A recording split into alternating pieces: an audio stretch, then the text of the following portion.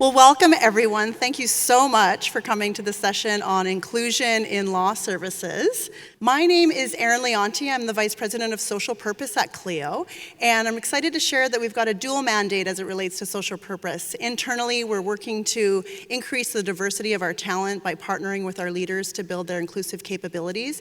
And externally, we're working to channel all of the profit and abundance of Clio back into the communities. We've got three primary areas of focus: increasing access to justice, improving the mental well-being of lawyers, and increasing the diversity in tech.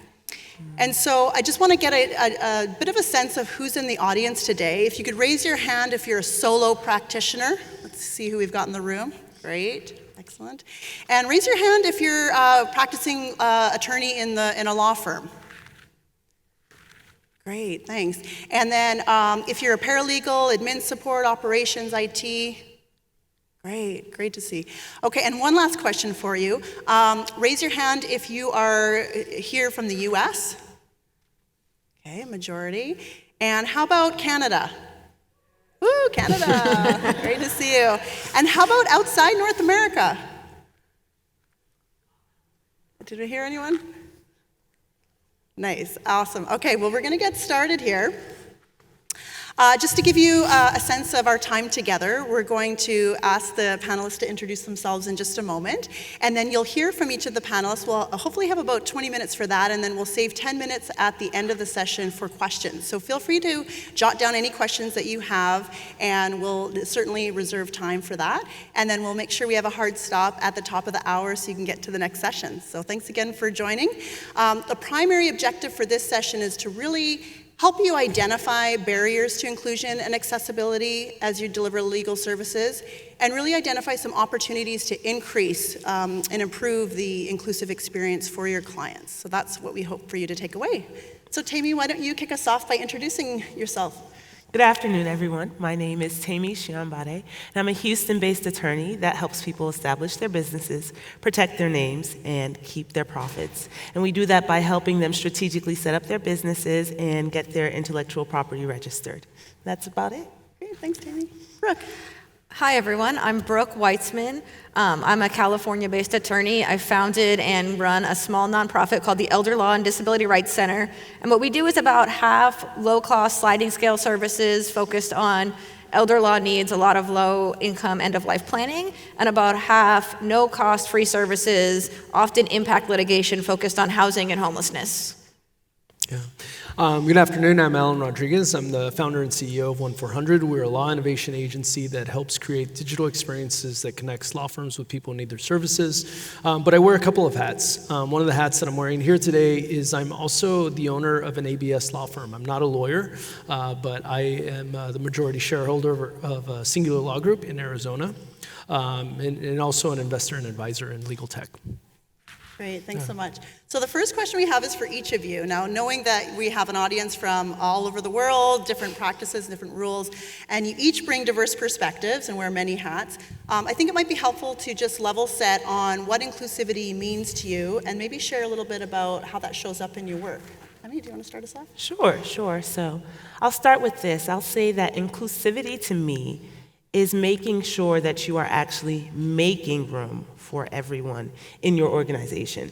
And I emphasize the making because I think there are oftentimes in different organizations that we have these conversations, but the actual long-term strategy that needs to be in place to make the room, that means having the funds, spending the money, giving that time, right? Actually putting the work behind it. And so that's what inclusivity, when I think about it, really means to me. And so when I think about the way that it shows up in my work is I get to wear a couple of different hats as well. My firm, as a law firm owner, it's making sure that my team has the ability to actually speak and me hear what they're saying, and understand what it is and what it is to make them feel like there's room for them, right? Because sometimes we have a preconceived notion as to what that looks like. And then also, another one of my roles is I get to coach and mentor other attorneys. So kind of looking at the way in which law firms really go out to hire, really go out to market their practices to ensure that people feel comfortable, actually get that sense of connection or alignment. Those are some of the areas where that shows up for me.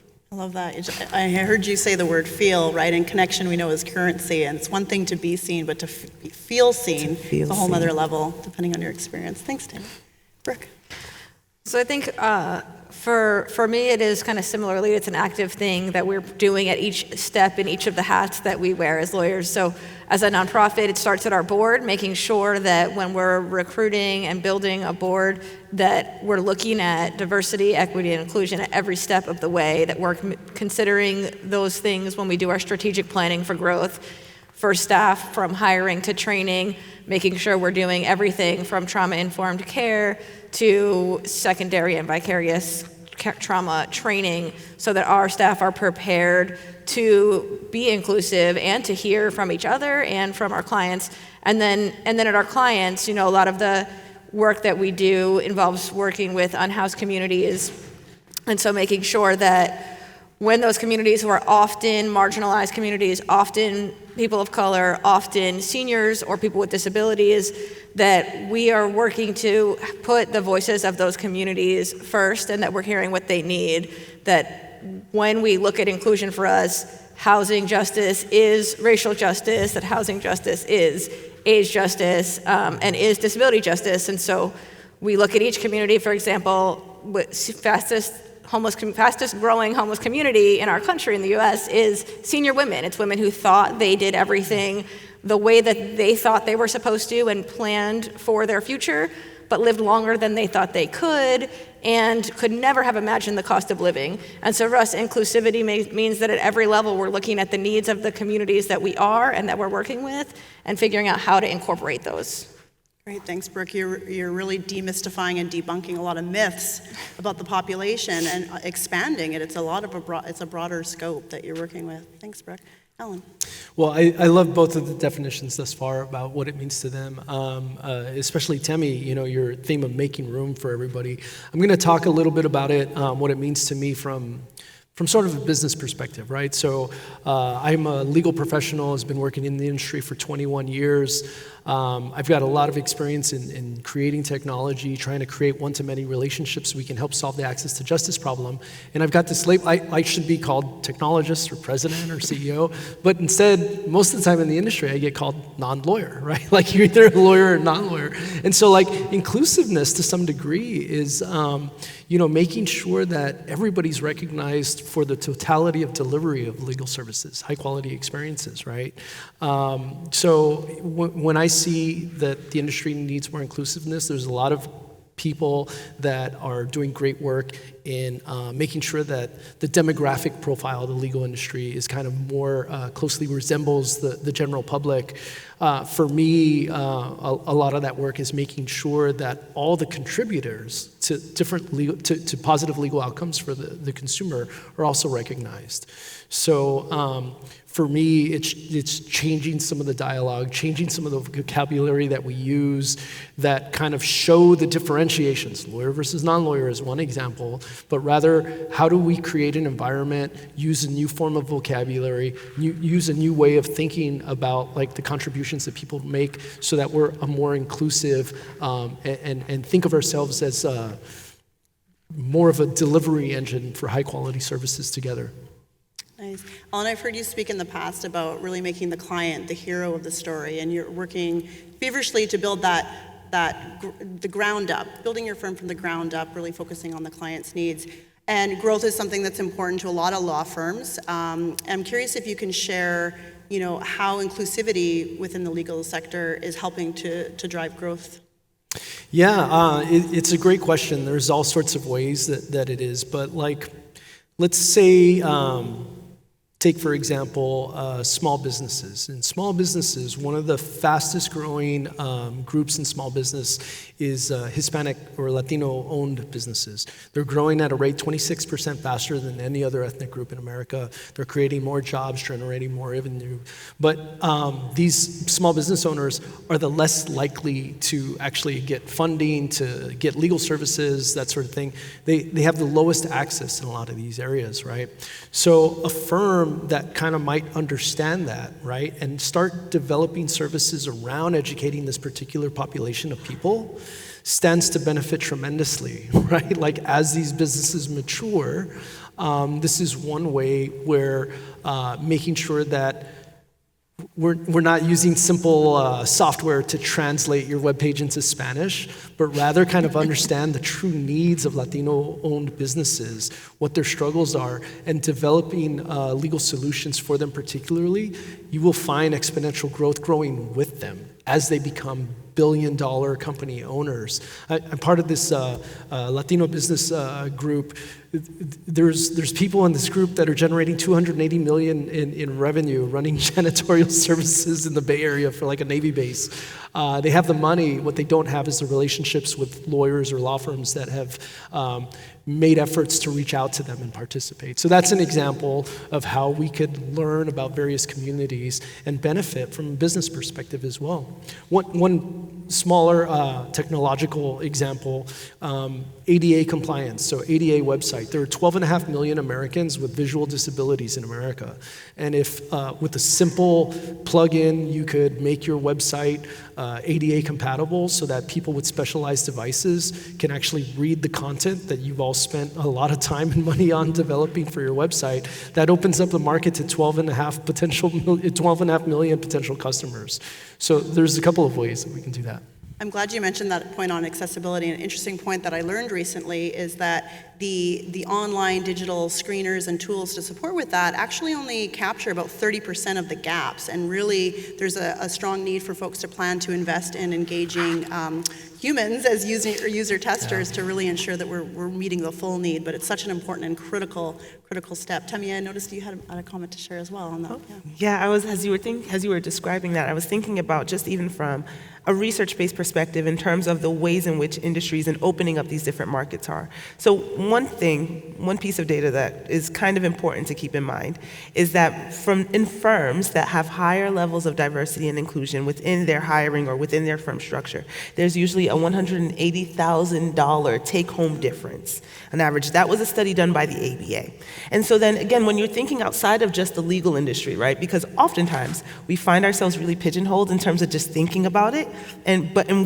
A lot of law firms forget the aspect of we are business owners, right? We're in the business of providing the law or legal services. But when you take a step back and you think about marketing as a whole, there's the concept of the blue ocean strategy versus red ocean strategy, which is about, again, creating these new markets, right? So I guess I just really love what Alan was saying in terms of really honing in on where could there be a potential market that's not served. So similar to you, a lot of my clients tend to be women who are African American professionals, because that's one of the higher growing, we're becoming more educated, we're earning more income, we're starting more businesses also at a very high rate. Mm-hmm. And so when you start looking at that and realizing that there are not a lot of firms or not a lot of organizations that have really listened or decided to say, hey, how exactly do you feel these legal problems? How do you describe them in your own language, in your own terminology? There ends up being a disconnect. So that's where that, making room versus saying you want to make room, those are one of the areas where you can kind of see that breakdown, is that are you actually aligned with the way in which people say they feel heard and feel seen? Right? Are the things that you're doing actually aligned? And the only way to really learn what that looks like is to have real conversations. And then I would say take it a step further and document what you're hearing from folks. Because I think sometimes we keep track of these things in our head and we think we have an idea, but something different happens when you start actually saying, okay, these are the questions people are asking me. This is how they're describing their problems. And you go back and you look at the correlations between them. So for me, I found that all of my clients, or a large majority of them, would say that I just want to start the right way. I just want to start the right way. And I realized that there was a fear around that, and I would pry and be curious about what do you mean there? Because that was something I saw consistently in the data from the people who are speaking with me. So I want to encourage that in that same regard of trying to kind of look and see how can this make a difference in my business, is how can I look and scratch that itch and kind of lean into that area and make sure that my language, my marketing language aligns with that so that I'm consistently attracting that audience or that group that has not necessarily felt heard before. Absolutely. There's so many great things I want to pull out of there. So one, you said, the importance of having conversations. And we know from the research that lack of conversation is often one of the biggest barriers to creating a more inclusive experience. And you mentioned fear. And typically it's fear that gets in the way. Fear of saying the wrong thing or doing the wrong thing or offending someone. And so it takes a lot of courage to step in, right? And so there's a lot of firms, they get the business value beyond the fact that it's the right thing to do, full stop. And so they're looking for ways to figure this out, right? And so they're looking to other companies as a role model, they're looking to industry trends. Brooke, I'm wondering if you can share, when you zoom out and look at the macro and all the stakeholders that are looking to step into this, what kind of trends are you seeing, and how is that showing up? So I think for us, and it's kind of in line with what you've been hearing so far today, there's a saying, it's nothing about me without me, right? And making sure that no decisions are being made about anyone without them.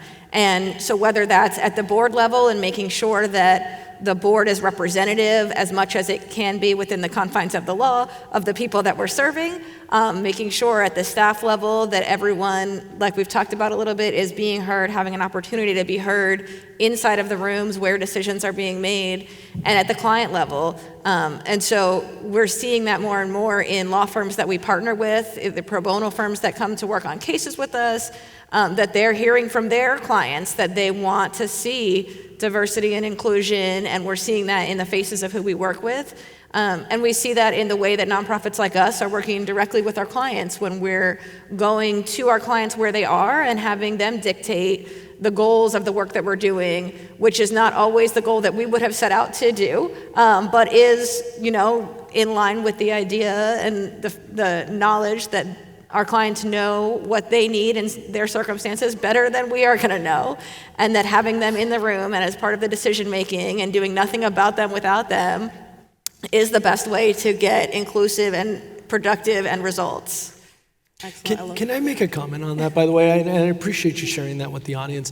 I think, in a lot of ways, law marketing it shows that the lawyer's the hero of the story, right? Like in a lot of ways, right? You see the personal injury guys with the pose on the billboards, that sort of thing. But people want to see themselves represented in their service provider. The hero of the story should always be the client and the customer. Without conversations with them, I mean, you're missing out on the story. And if somebody who has some compelling event that just happened to them, some critical need that they're trusting, I mean, they're taking a leap of faith when they don't see themselves represented. And I'm not talking just like the ethnicity or anything like that. I'm talking about like the empathetic approach to understanding really what they're going through. And if we can flip that dialogue, I think you will have a truly client-focused firm, one that's set for success. I mean, there's a strong business case to make it. It's not all touchy and feely. Well, that's let us come up with some creative solutions we never could have on our own. In one of our cases regarding the unhoused community, the end result was that they came up with a whole system by which we could ask the local government to collect and manage trash to make it safer and cleaner to live in, while we were starting the lawsuit to get the local government to stop stealing and destroying their personal property. And so we couldn't have, without our focus being on the voices of our clients being in the room, have come up with this complicated trash collection system for people who were effectively living in a riverbed when there was no housing available. Yeah, and you also, you're making the point around there's the one-to-one, the way you solve your clients' challenges in an inclusive way, and then there's also the systemic approach around law reform. And I've heard you speak in the past, Brooke, about the work that you did in Orange County around changing words matter, right? And so whether property is abandoned versus left unattended makes a huge difference to people. Can you share that story? Yeah, definitely. By kind of empowering our clients with the law, that there are lots of protections for unattended property, for unhoused people who have to go to the doctor and the restroom and get a meal. But certainly governments have every right to clean up abandoned property that's just sitting, taking up space in a park. And so one of the things that we do is make sure that we're empowering our clients with the right words to be able to say, oh, this property is unattended, I'm leaving it temporarily, to take steps to demonstrate that it's unattended by having it organized in a neat fashion, by having it clearly designated of this area is for trash, this area is for property. And so kind of every step of the way, even as we're doing outreach in communities, that really educating people about what the language is that they can use around housing and homelessness, has helped to let our clients take the lead on some of the local community advocacy on seeking greater funding for solutions that are not always legal solutions, but are things that they can do with the knowledge. Great, thanks. I know we're going to get on to audience questions in just a moment, so if you have them, mark them down. We're going to move to audience in a few moments. But I really want to get to the conversation around how tech can both help and hinder inclusivity. So Alan, why don't we start with you? Can you share some examples? Sure. So I gave an example of like ADA technology, right, to be more inclusive for people with visual disabilities. Are you driving a mobile-first firm, right? So like there are many users out there that might have limited access to taking time off work to go and meet with you and go to your office and pay the parking and all that. Now they're down $150 and have to do that sort of thing. So are we creating an experience like that's accessible through a mobile device? Can people book an appointment? Can they have a Zoom call? Can we use these sorts of tools? It's especially relevant if you're serving like a lower economic community, right? Or maybe you're in an area where geography is the challenge for people, that sort of thing. So I would encourage us to think of, how we can deploy various technologies to improve the engagement with potential clients and service them more effectively in general.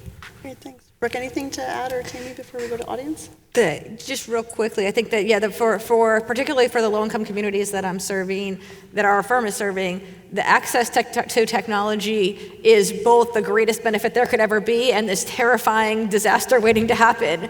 And finding the balance of how to ensure that there is access, that there is equitable and inclusive access, that many of the folks that I'm working with need this access more than anyone. I can't tell you how many times I've gotten the phone call that says, well, I tried to go to court to deal with the ticket I got for sleeping in my car, but I parked outside the court and got a parking ticket I can't afford trying to deal with the ticket that I couldn't afford. And so having a way that didn't require going to court to deal with those is a game changer. But those are the same people who may not have access to charge their device to log into the court because they live in their car. And so figuring out as we develop all this amazing technology, how to do it in a way where the technology doesn't have the built-in bias that many of us have, and where the technology is accessible are really the questions that we need to address together in the legal field. Wonderful. Yeah, it's just such an inevitable spiral, and we got to get it going the other way. Wonderful. Okay, so do we have any questions in the audience? We've got a mic runner in the center. Just raise your hand up high, and we'll get to you in the 5 minutes remaining that we have. Yeah. I think we're good, yeah. Thank you. Do you find that clients want a way to be able to see or search or know whether or not an attorney is a part of a specific diverse category, or that there's a need there for your clients to be able to find an attorney that they believe is more aligned with maybe their own, like culture, ethnicity, religion? I'll go ahead and take that. I think that that's absolutely the case. And I think that one thing, and when we talk about actually, again, making room, is being intentional about your service placement, your product placement, right? I think about the fact that we are legal service providers, and I say, okay, where can I place my services so that people can find them? The concept of being findable, right? Because people obtain their sources of information from various places, right? So if you have the opportunity to become more visible in terms of various, it might be a community organization that you're a part of, or it might be various directories, because there are people who are looking, when we talk about business opportunities, they are looking for diverse law firms. It's something that I get to hear when my clients find me. They tell me, I found you on this directory. Now that directory might not be used by everyone. It might not be the one that everyone is aware of, right? But understanding, again, those cultural components, those various things that people might be looking for, and then deciding that I want to place myself in those areas. It's going to really require us, if this is something that we have prioritized, to take a step back and maybe do things that, again, are innovative in the legal field, right? So oftentimes you're going to find that you will probably be pushing the grain a little bit in terms of even the way that you market your services. So one of the things that I do, I like to be on YouTube. The reason why is because people go there, right? It's a search engine. It's helping me to become findable for my clients, right? And then it allows them to, again, have that visual component, that ability to see you, to know that, okay, this person, and hear your stories, hear your voice. Understand that when we talk about this idea of inclusion, right, this is a concept that honestly, many people have not been included in these conversations and have not had this access to services. So we have to extend ourselves on various levels, on a personal level, right? On an organizational level, on a cultural level. That means that you're now putting yourself in places where you're going to be in cultural rooms that are different from the rooms that you might be in. These things take an investment of time. They take an investment of resources. They take an investment of money. But all of these elements are part of those things that actually move you from just having the conversation about inclusion and having the conversation about diversity and actually seeing that. I also wanted to highlight something that Brooke said that I thought was, I just love hearing you talk about it, is having your board, like making sure that those conversations on that leadership level are consistent with that desire. I think one thing to kind of look at when you hear people say, okay, we want to be about inclusion, we want to be about diversity, is what does your leadership look like, right? Like, that's part of it. Because having a diverse leadership structure, and that means the various people in your firm, and I've been like enjoying everything. Go for it. You know, but having diversity with regards to ethnicity, but also, like you said, profession. I say that the non-lawyers, I want to know what the like better terminology is, but they're the superheroes in my firm. Like, Pals, professionals who aren't lawyers, pals. Say that again? I'm just kidding. Call us what you want. Professionals, yes, but they like highlighting that even in your conversations with your clients starts to change that conversation, right? And so all those various areas, but sorry, I feel like I just went off on a little bit of a tangent, but again, you want to be findable. You want to make sure that you're in those areas, those organizations, culturally, organizationally, personally, to kind of start facilitating that visibility and having that conversation. Yeah, it's so critical. And one thing, not to go off script here a little bit, but I think it's so important that as you step into those spaces to really have the humility and make the time to role model the way. And that takes a lot of internal reflection of our own biases and those things. So as you step into this space to really create a more inclusive workplace, think about your own individual journey and how you can make time to build your inclusive capabilities so you can start to role model that way for your teams. Any other questions before we wrap up? Yeah, we've got a question here in the front. How big of a role, if any, does social media play in targeting the underserved communities that you guys help out? I got a quick comment on it. So a case study is actually a relative of mine. My cousin, he's an immigration lawyer in New York. He's also an immigrant himself from Mexico. He went to law school out in Chicago and is now a New York licensed attorney. So he is on Facebook because that's where his audience is, Spanish-speaking community primarily. He goes on to Facebook and does like these live videos 3 to 4 times a week on a regular schedule. And he's become the truth filter for news that affects that community. And he rarely actually I shouldn't say rarely. He sometimes talks about legal issues that affect them, but he's more talking about like the things that the community should understand to improve their lives, their quality of life in general. So he talks about labor issues. He talks about benefits that New York might be, providing community members. He did this. He started it maybe a year ago. He's got millions of followers now. He gets paid now by Facebook for because of the amount of impressions and views. And his law firm went from a handful of clients to multiple 7 figures in like a year and a half because he gets the first right of refusal on any legal matter from a Spanish-speaking person in New York now through social media. But he did it not from just a pure business perspective because he wanted to contribute to that community and improve their overall quality of life. So, yeah, social media works. Add that for us, I think there's 2 pieces. For us as a nonprofit, our posting on social media is almost exclusively oriented at our potential donors and the community that wants to hear about what we're doing. We have our big annual fundraiser coming up on Thursday. That's what I've been posting about. But our having Facebook creates a way for a lot of clients to reach us who otherwise can't because of all those same issues I already talked about in terms of accessing a phone, charging a phone. So what I find is for a lot of, particularly my unhoused clients, they may not have regular access to a phone. Their phone number may change 3 times a week. They may have to go register for a new phone, but they always know how to get into their Facebook account. And so as long as I have a place they can Facebook message me, even if I don't know where they're sleeping, they can access me somehow to get a message across. Wonderful. Well, that's all the time we have, unfortunately, but thank you so much for the questions and for our esteemed panel. Join me in thanking them with a round of applause, and we'll see you later today.